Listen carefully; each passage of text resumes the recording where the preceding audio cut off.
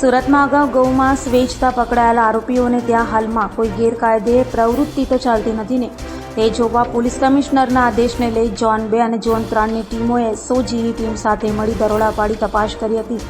જો કે કોઈ ગુનાહિત પ્રવૃત્તિ ચાલતી ન હોવાનું સામે આવ્યું હતું.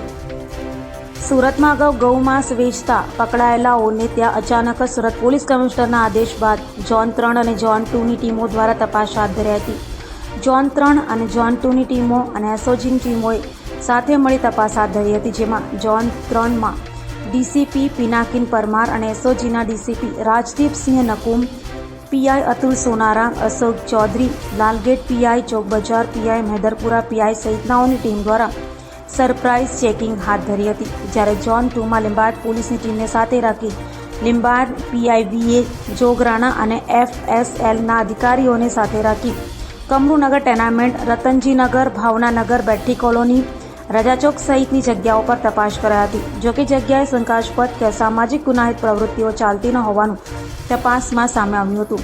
પોલીસે અગાઉ પકડાયેલા આરોપીઓ સાથે પણ વાતચીત કરી હતી.